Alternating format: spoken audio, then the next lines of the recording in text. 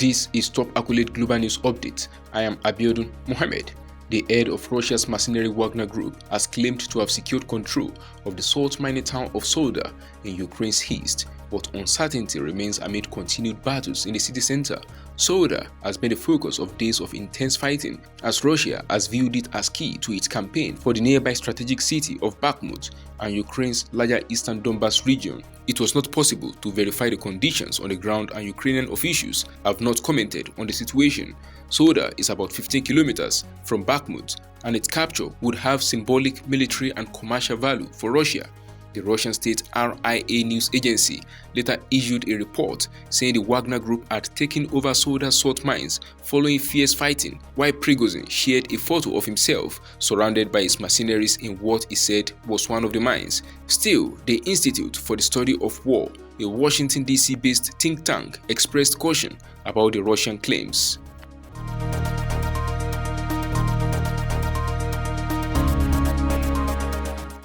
A Brazilian Supreme Court judge ordered the arrest on Tuesday of the capital's most recent public security chief after supporters of right-wing former president Jair Bolsonaro led a rampage through government buildings. Justice Alexander de Moraes ordered the arrest of Anderson Torres, who was Bolsonaro's justice minister, before taking over this month as the public security chief for Brasilia, where thousands of protesters vandalized the Supreme Court, Congress, and presidential offices on Sunday. Torres, who was removed from office on Sunday, was not in the city when the riot occurred, having flown to Florida earlier this month. In a post on Twitter on Tuesday, he said he would return to Brazil from Orlando, where he was vacationing with his family, and turn himself in to justice. Moraes also requested the arrest of Fabio Augusto Vieira, the head of Brazilia's military police, one of a number of officials responsible for protecting the key Brasilia government buildings. Vieira could not immediately be reached for comment. Details of the charges leveled against the pair weren't immediately clear. In the arrest warrant, Moraes cited their failure to ensure proper security forces were in place. He also cited their authorization of the entrance into the city of more than 100 buses with Bolsonaro supporters on board, and their failure to close down a camp at which the former president's loyalists had been gathering for months.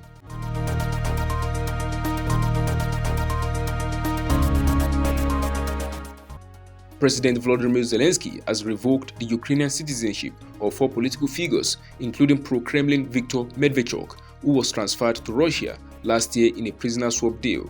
Medvedchuk, a close ally of Russian President Vladimir Putin, headed a banned pro-Russian party, the Opposition Platform for Life, in Ukraine, and was facing treason charges before being transferred to Moscow in September. He met Putin for the first time in 2003 and managed the election campaign of Viktor Yanukovych, a fiercely pro-Moscow presidential candidate. Yanukovych's victory in the 2004 vote sparked the Orange Revolution, Ukraine's first pro-Western revolt, whose organizers accused Medvedchuk of rigging the vote. A win by rival candidate Viktor Yushchenko in a repeat runoff election marked Medvedchuk's temporary downfall, but he started putting together a media empire that would eventually include 3 television networks and a string of publications. His unimpeded escape when Russia invaded Ukraine in February was seen as a sign of the weakness of Zelensky's government amid the chaos and uncertainty of the war's first days. He was captured in April by Ukraine's special services and accused of high treason for attempting to steal natural resources from Russia-annexed Crimea and handing Ukrainian military secrets to Moscow.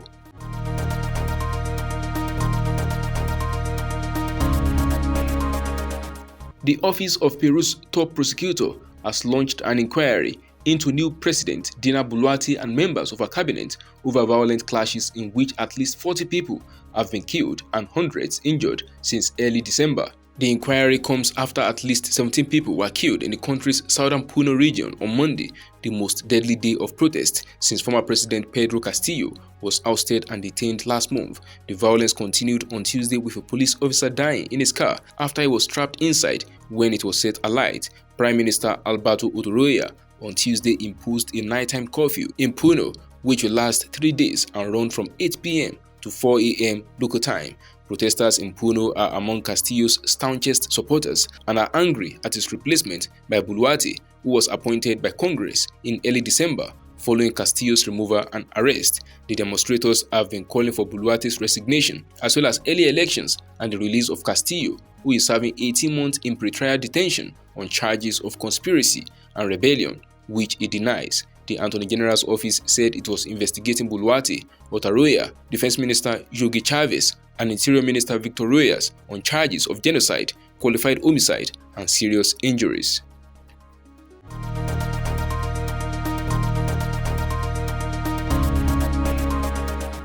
Australian Cardinal George Pell, a former treasurer of the Vatican who was the most senior member of the Catholic clergy to be convicted of child sex abuse before his convictions were overturned, has died at the age of 81. Pell died in Rome on Tuesday night, his private secretary said. He was once the third highest ranked Catholic in the Vatican after earlier serving as the Archbishop of Melbourne and Archbishop of Sydney. Archbishop Peter Comensoli, the current Archbishop of Melbourne, said Pell had died from heart complications following hip surgery. Pell spent 13 months in prison before Australia's highest court in 2020 quashed his conviction for sexually assaulting 2 choir boys in the 1990s. The decision allowed the then 78-year-old Pell to walk free. He was the most senior member of the church to be accused of historical sexual abuse in a scandal that rocked the Roman Catholic Church worldwide. Pell was the Vatican's economy minister from 2014 until he took leave of absence in 2017 to return to Australia to face the assault charges. He had been living in Rome since his acquittal and had several meetings with Pope Francis. He attended the funeral last week of Pope Benedict XVI. That is the size of top accolade global news update. You can follow us on our social media platforms as displayed on your screen. Happy midweek.